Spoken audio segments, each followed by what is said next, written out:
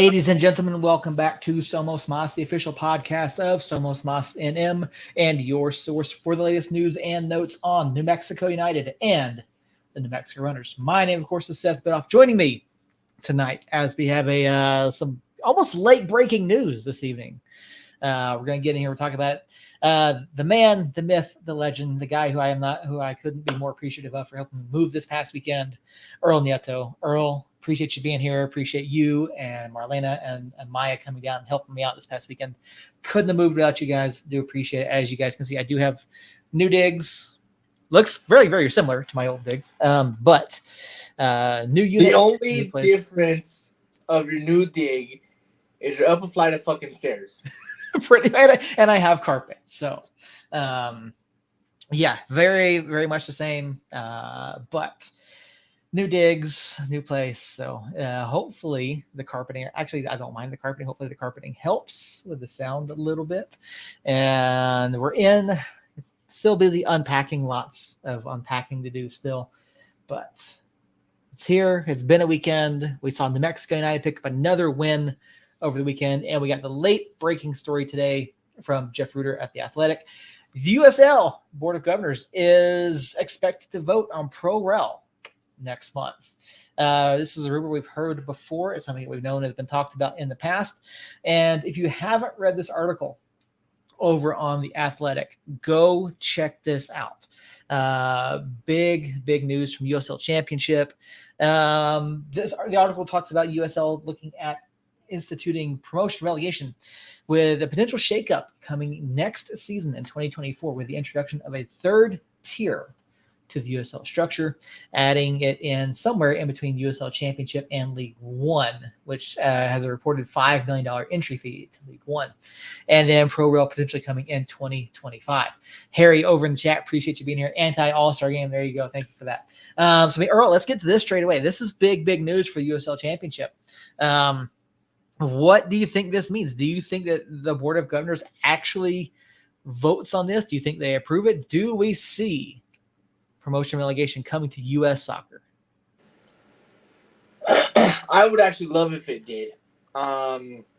Because for the past 5 years, we've seen the same teams. Minus a few of them, or a couple.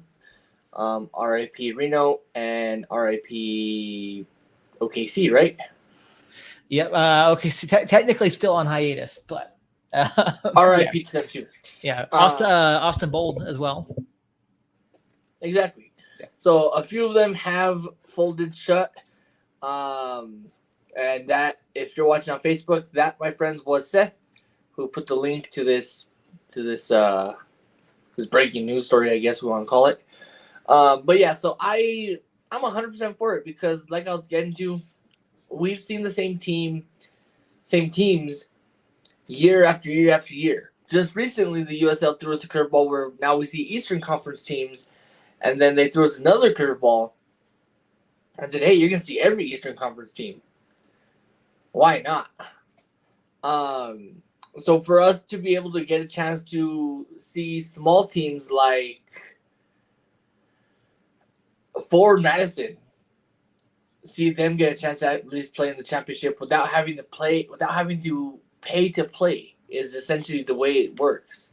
Is you pay buckets of money in order to get onto the USL Championship, only to fold and not do good. So with this Pro Rel, I mean, you don't pay oodles and oodles of money to get to go play championship when you could just win your league.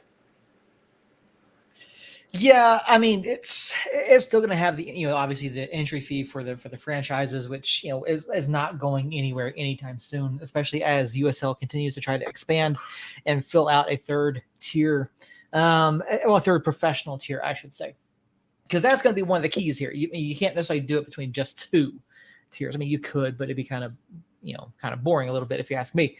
But to add in a third professional tier, I think makes a huge world of difference for USL Championship and USL as a whole, because this article goes on to talk about USL potentially looking at getting Division I sanctioning from USSF. Now, That's going to be a huge question going forward. Will they get Division One sanctioning? And Harry's got a question over in the chat. Question is, what 12 teams can make it to Division One, and will New Mexico United Stadium be over 15,000? To the second part, I can almost definitely tell you yes.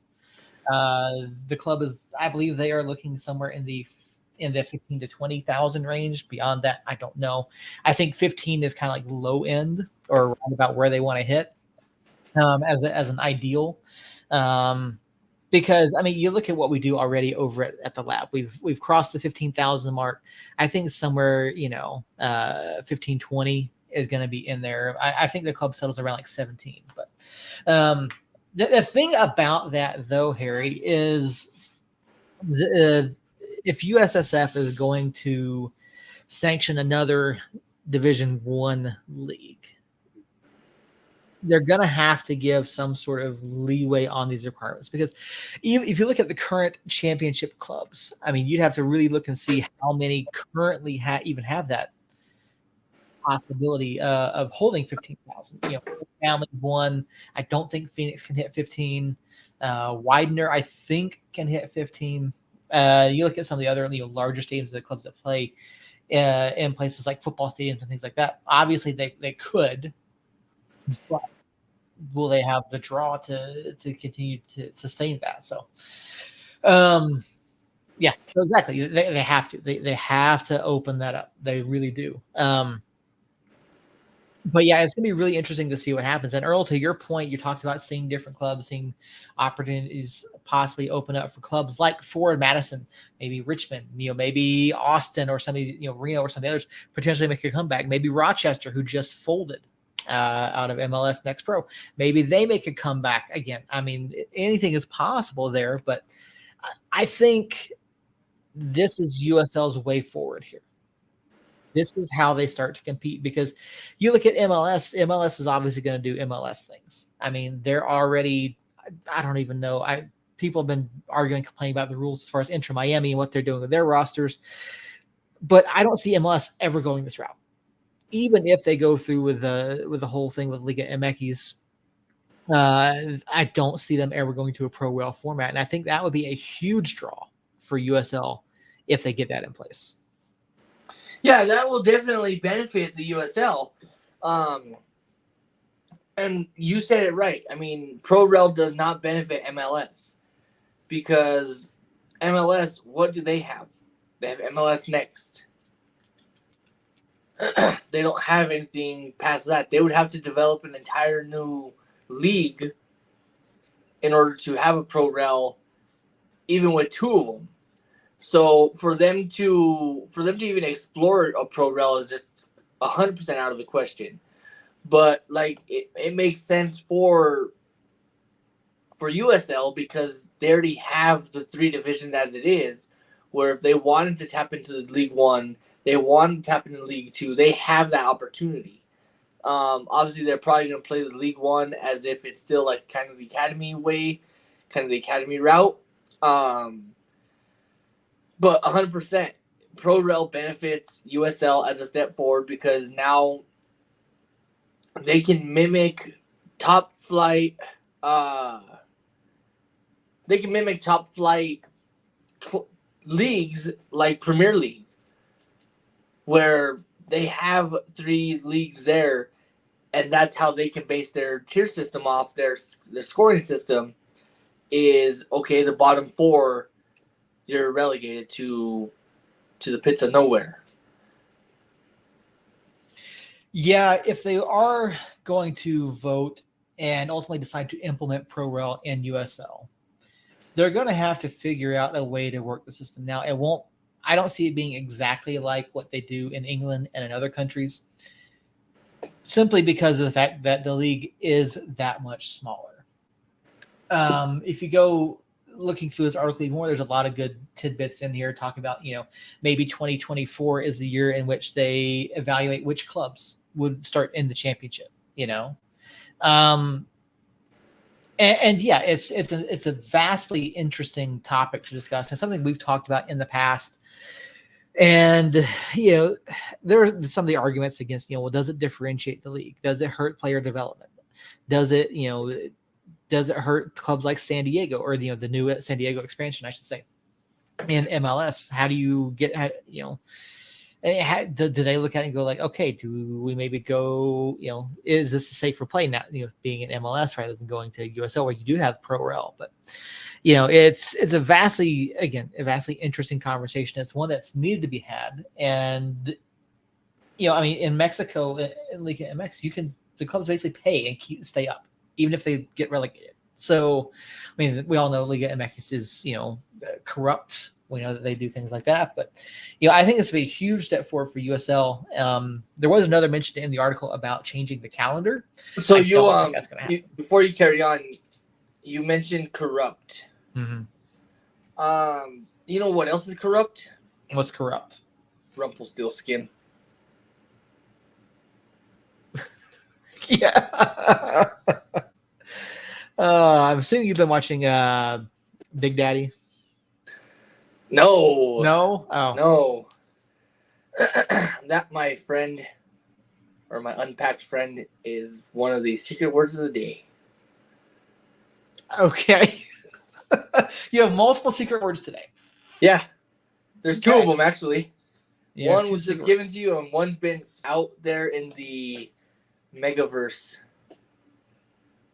for quite a while. Alrighty, well, we'll see if you can squeeze the other one in here somehow, because, honestly, Rumpelstiltskin is a hard one to squeeze into any sort of conversation we have here. Oh, Cattywampus. Okay. You could probably use that to describe, Detroit City right now, but... It's very true. I also... So are we just, transitioning? We may as well. Might as well. So, since we're on the topic of Cattywampus. Yeah, we could describe Detroit City as that. But you know who else we could describe that as? Who would that be, Earl? Vanderplas. Okay. So, Michael Vanderplas, whatever you want to be called today.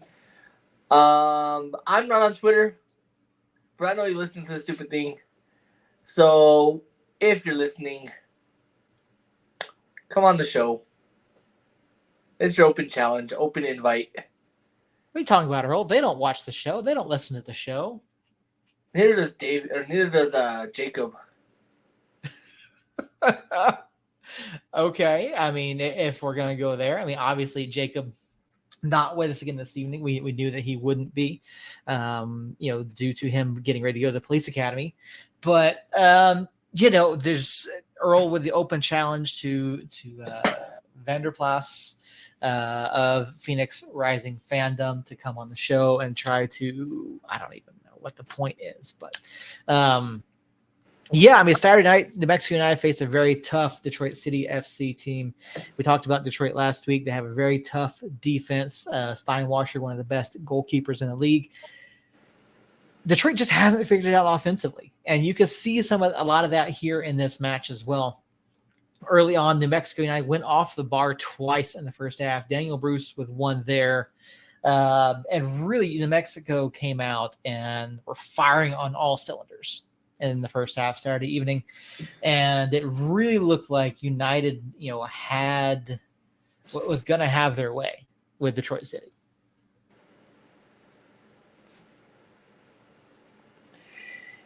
Yeah, so, sorry, I was texting away. So, I'm going to be honest with you. I didn't watch the match live. Did you at least watch the match, Earl? I did watch the match. Okay. I actually just watched the match as I was getting ready for this thing. So it's a new routine of mine, and it's became kind of a habit that wasn't really intended, but it just did. Whenever I watch the match, we somehow lose and or draw. When I don't watch the match, we somehow win. Okay. So take it as you be. I may be a little superstitious here. But it's worked out in my favor for 3 matches now. Just saying. So does that mean that you're never going to watch another live game? You, sir, are fucking crazy. I will be honest with you. You are fucking crazy. Because I, last week, was accused of being a corporate shill. Mm-hmm. This week, I just rebuffed that idea by putting on that shield. I don't think that's rebuffing that idea. I think you're reinforcing the idea that you're shill by wearing club gear. Well, no, I rebuffed his idea. Okay. That I'm a corporate shill because now I am wearing the club shield. Mm-hmm. So, it's whatever. But no, I will continue watching live matches when I make the matches. But the ones I don't, I'll probably watch at like 10:30 at night on Channel 7. All right. Well, watching this, Earl, I mean, obviously United was on the front foot early. You saw Daniel Bruce nearly scored, I think, the 6th minute, and you saw him here just a second ago in the 22nd minute, I believe, go off the crossbar with an insane header. I could not believe how high he got up on that ball. But Daniel Bruce cannot say enough about the effort he's been putting in over the past several weeks with Eric Quill at the helm. Daniel Bruce is just driving this team and carrying them on his back right now. Yeah, I mean, watching the match, United should have been up at least 3-0.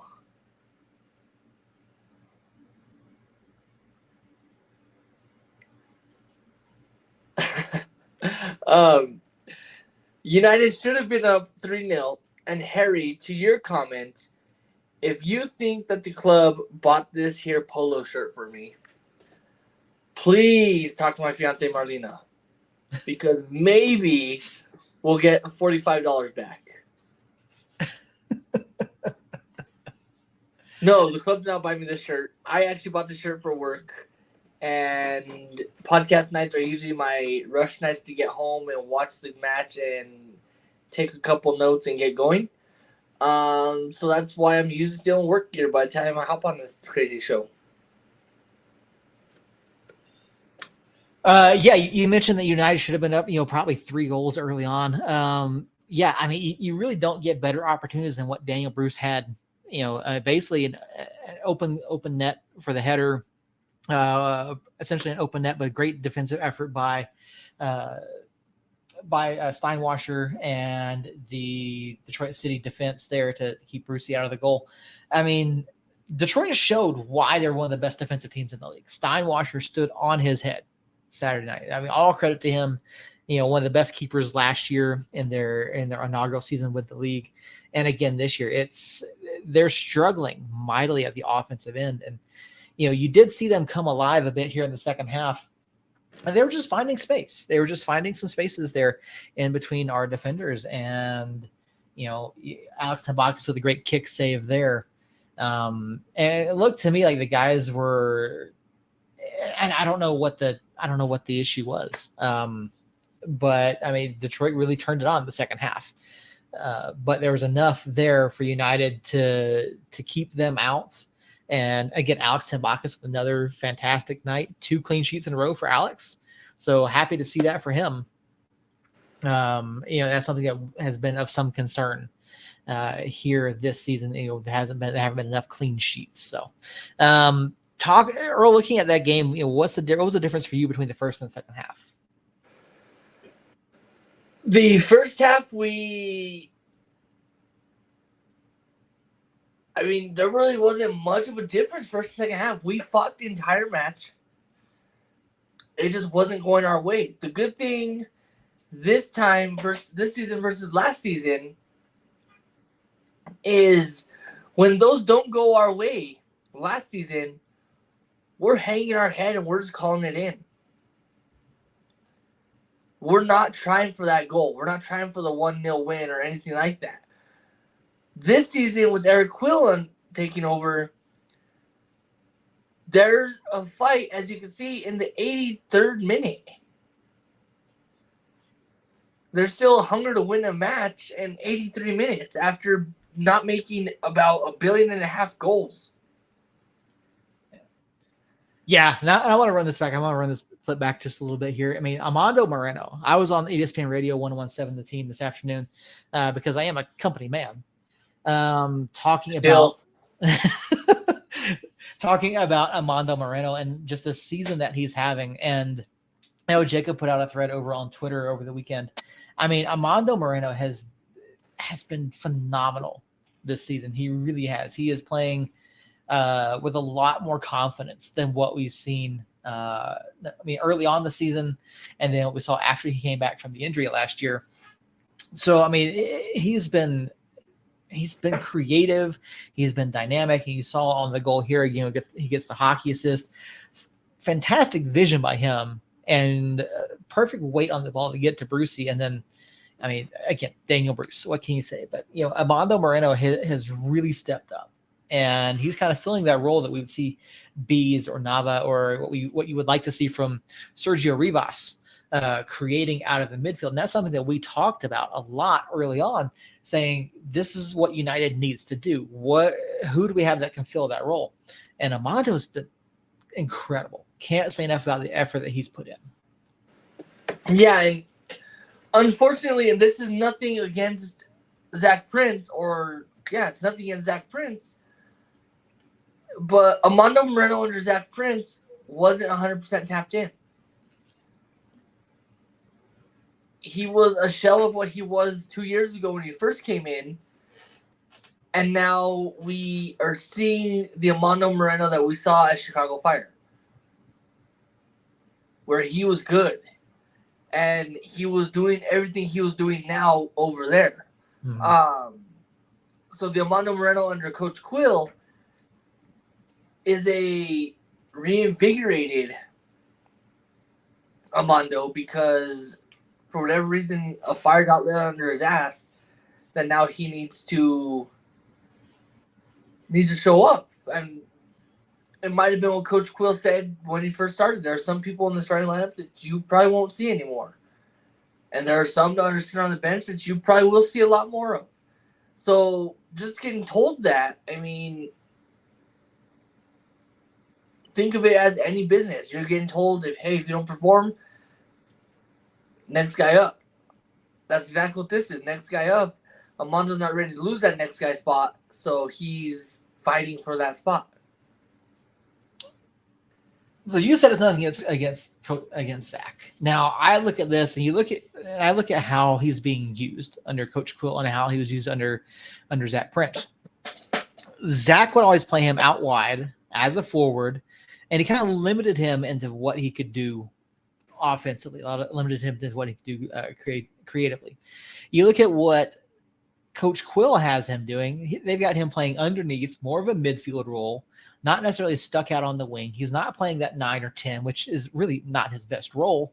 But you know, you can see him, and this is what we saw from Sergio a few times last year. You know, in the working through the midfield, working possession, taking the ball off of guys, and then driving the ball forward. Now he's going to get his goals, he's going to get his shots, but Armando is playing tremendously confident. You know, you watch how he played after he came back from El Salvador the first few times. You know, he seemed to be second guessing himself. And then again, too, once he came back from the injury. But compared to now he looks confident. He's making quick decisions. He's not second guessing. He's not taking those extra touches when he doesn't need to. And between him and Brucey, you talk about, you know, guys being resurgent under Eric Cool or reinvigorated under Eric Cool. There's a number of guys who have been performing a lot better. And to me, Armando and Brucey are leading that charge. Look at that. We have a celebrity in the chat real quick. Jacob Terrell popping in. Don't know if it's really him or not. It is a blue square. So, Jacob, hopefully it's you. Confirm or deny.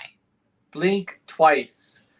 100%. You said it right. I mean, there's a slew of United players right now who are reinvigorated by Coach Quill. Whether it's the system that he brought, the tenaciousness that he has of continuing to push late in the match, that might be it. But whatever it is, the team And once again, this is not a slight jab at Troy or Zach. The team looks better under Coach Quill. Mm-hmm. Yeah, no, I mean, and that's something that he talked about. He wanted to play exciting football, and it looks exciting. You watch what they're doing. You watch the dynamic movement. You watch the chance generation. I mean, you watch that cross come in, and you see Brucey elevate the way that he did to get a header on that ball. I mean, it's chances are coming from different areas of the pitch that we haven't seen. We're seeing the ball being played through the middle. We're seeing dynamic defending. We're seeing guys, making runs, and I was trying to keep track of the number of times that United seem to get out on a break these past few matches, and it's really astounding just what a difference just visually it looks like. And I while there are still moments where I know people are going, okay, what is going on, and we still haven't necessarily had those comfortable wins, but the team is grinding and putting in the effort, and they're creating opportunities. I mean, again, you saw how many we went off the bar twice on Saturday. Brucey got saved off the line. We peppered Steinwasser with opportunities throughout the evening, and Detroit just, again, they're a very good defensive team, and so all credit to them for the effort they put in. But this is an exciting team.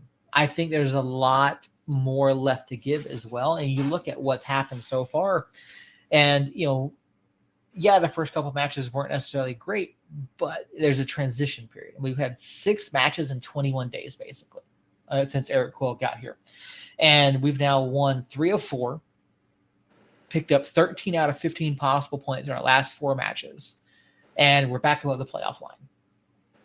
So there's been a huge shift in mentality. There's been a huge shift in productivity on the pitch, a huge shift in creativity. And so right now, there's really not a lot that nation should be upset about. People should be showing up and cheering and really enjoying what Eric Quill is putting out and what these guys are doing and how they're performing. Now, is it a little bit disheartening to see, Hursty and Wags and Dalling and guys like that not necessarily getting those starts up top in that 9 or 10 role? Yeah, it is, because that's what they're here. That's what they're brought in for. But I'm loving watching Brucey up top. See, I'm the same way. If I'm gonna say it, the definition of insanity is doing things over and over again and hoping for a different change, different result. You've tried Hursty. You've tried Dalling. You've tried Wag starting. You've tried Armando starting. You've tried Sergio starting. You've tried Santi. All in that 9 role. It didn't work out. So why on earth would you go back to doing that when you could try something different, like Daniel Bruce, who I don't know how he sits in that back line spot or in the mid wing spot, but he does. Now he's playing in a 9 role and shining in that 9 role within a week of having a new head coach. Well, and part of it too is the service that's being offered up into the area. Now you look at what Brucey's been doing. You look at some of the runs that Armando's made, and the service has been a lot better. That was something that we talked about for the first half of the season, nearly first half of the season, was that the service was not there for the forwards. But with, and one of the concerns that we had about some of these signings was, were the forwards we brought in, were they dynamic enough to create almost in a sense havoc, create space, force defenders to make mistakes? And Hursty's not that guy. He's not. And then we knew that with him coming in. We knew that he wasn't the dynamic havoc maker. He's the guy that's going to stand there. He's going to hold the ball up. And yeah, he's going to be able to drive, dribble at some guys, but he's not going to blow past them. He's not going to blow them away. He's going to get up. He's going to be physical. But you can look at that compared to what Daniel Bruce is doing and all the different spots that he's sitting in and working his way into. Like, he and Armando are doing things that's just absolutely frustrating defenses right now. And again, the service that they're getting, you look at some of the balls over the top, some of the balls from the wings, we weren't seeing that. We really weren't, not as much as we should. And then again, but with the balls from the wings, which is basically how Zach and Troy wanted to play the ball in from the outside. You didn't see the ball through the middle. That ball in the middle is opening up things, and it's making a world of difference. Yeah, it definitely is, and I don't even know how to comment on it or talk about it because it's night and day compared to what we had with Troy and Zach to now. I mean, the ball is actually getting to where it needs to be, where it should be, which is ultimately leading to goals. Mm-hmm. I do believe, and correct me if I'm wrong, that's 7 goals in 6 matches. I will double check that for you, but I believe you are correct.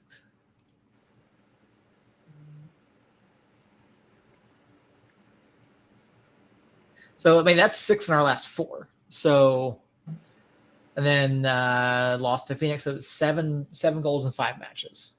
Okay, 7 goals in 5 matches. I was 1 match extra. Yeah. Those 7 goals match all the goals we had the first half of the season.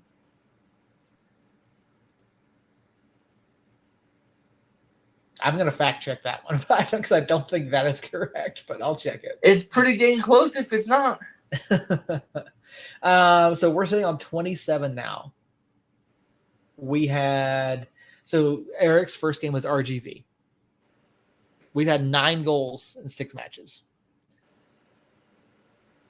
So, okay. I mean, we're only 8 off the league lead, so. Okay. So since Eric has came in, since Coach Quills came in 9 matches, we've matched, give or take 1 or 2, because 9 plus 9 is 18. 30% of our goals have come in the past 6 matches. Yeah, exactly. That's my point. That's what I'm trying to get to. Okay. Is our production under Coach Quill is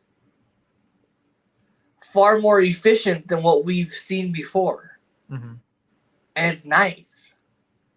Oh, it absolutely is. And the thing is, we're converting those shots too. It's not just chance creation; it's conversion rate. We're number 1 league in conversion rate right now. It's nice not hopping on these things and talking about a 1-0 loss or a 1-1 draw at the very, very, very end of the match for whatever God-given reason. It's very nice. It's nice, like you said, talking about conversion rates and being first in the league. Mm-hmm. It's nice actually having a leading stat that's not a bad stat, like red cards, which we're pretty close to leading the league. I mean, there's 6 teams sitting on 3 red cards, so. Which we're one of those. Mm-hmm. We sure are. So, but no, you're right. It is good to hop on. It's good to have positive things to talk about. It's good to have positive results on the pitch. And I mean, there's really not a whole lot more that I have. I just want to point out over the past few matches, the midfield has been so good. The midfield has been so good. Both tracking back, making defensive stops, taking the balls off of opposing players, and then turning and getting that ball forward. The midfield has been phenomenal since Coach Quill came in. They really have. Just all around, we're seeing a vast improvement in how the play is happening on the field. So it's really refreshing to see. It's really refreshing to open up, Reddit and not be, see people getting, yelling and screaming about, the match and not looking at Twitter and seeing people all upset about stuff. So, it has been nice from a fan perspective. It also makes it easier on us here to actually, come on and talk and have, positive things to say because, we're now able to do that without being company shills. So.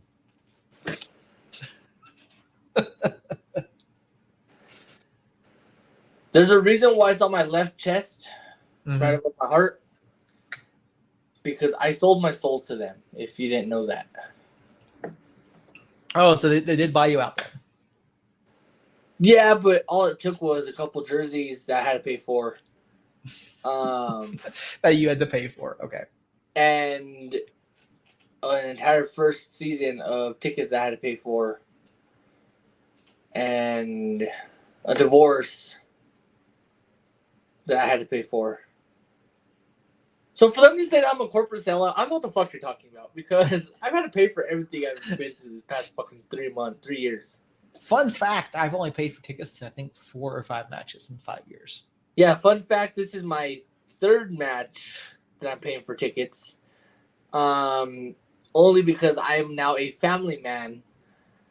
So I am buying tickets for my family. And yeah, I do have a press pass that I can use, but I'd much rather hang out with my family and eat pickles with fruit gushers. I don't know how I feel about that. You have to try it. Don't knock it till you try it, son of a bitch. I don't know how I feel about that. That's yeah. Okay, on the 22nd, mark my words, we're having one. Okay. Yeah, I don't know. I don't know how I feel about that. We'll see. We'll see It's how really- that one It's goes. really good. But yeah, I mean, really, short week. I mean, we talked about Vegas last week. Not a whole lot for us to talk about that way. We talked about Detroit City. I mean, the only other thing is, next week on Wednesday night, Sunderland AFC comes to the lab. That's going to be really interesting to see. Can't wait. Obviously, we can sit down. We can talk about it Tuesday night because we will have Sacramento next weekend as well. So, we'll make it a short night tonight. I mean, we talked about Pro Rel. We talked about latest results for us. Earl, we're the second half of the season is upon us. We've officially passed the halfway point. Are we where? I will have one final question. Are we where you thought we would be at this point? And do you think that we continue on the upward trajectory that we are on? I thought we would be sitting a little bit higher. Mm-hmm. I didn't think 1st or 2nd. I was thinking 3rd, 4th, or 5th, somewhere around there. But we all know how that went. We're not sitting there. There was a point in time where we were sitting at 11th place. Mm-hmm.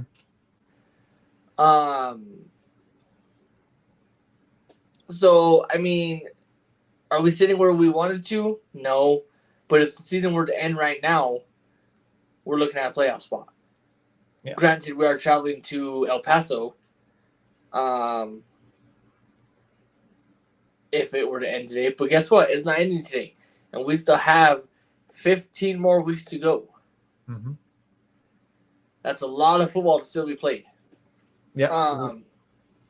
So with that, yes, I do still think that we continue to trend up and we continue to play exciting soccer and somehow eke out wins late at the game. Yeah, I think so too. I mean, obviously, we were all pretty high on where we thought the club was going to finish this year. We certainly didn't expect to be languishing towards the bottom of the standings. So to see the upward trajectory here, it's a good sign. It really is. And especially given the fact that the rest of the West has seemingly cooled off. Sacramento has kind of cooled off a little bit. El Paso obviously cooled off.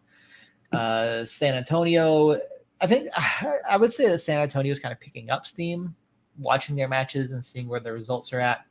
But yeah, San Diego's cooled off. Switchbacks have been hit or miss. I mean, we're only 9 points out of first right now.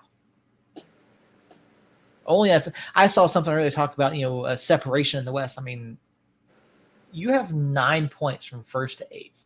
That's not a big spread. I think it's 10 points from first to last? Well, from if you want to go first to last in the Western Conference, you're looking at 23 points. But Las Vegas is pretty much out of it at this point unless they go on a run here at the end of the season. From Orange County, who's sitting in 11th, to Sacramento, that's only a 12-point difference, which is not insurmountable. I don't know why I kept thinking that we had 11 in our league, in our conference. Yeah. We had 12. There are 12 in each conference this year. So, but yeah, I don't necessarily see the separation that the person was talking about, but I think the West is still wide open in terms of who gets the playoff spots, and I don't think anyone is close to locking down that 1 or 2 seed yet. So, but yeah, I mean, I think that'll just about do it for us this evening. Earl, do you have any closing thoughts before we get out of here? I don't, because United only paid me to talk for 40 minutes, and we're now at 41. So anything after this, I'm gonna start charging the club. So I got nothing else because I am a corporate shill.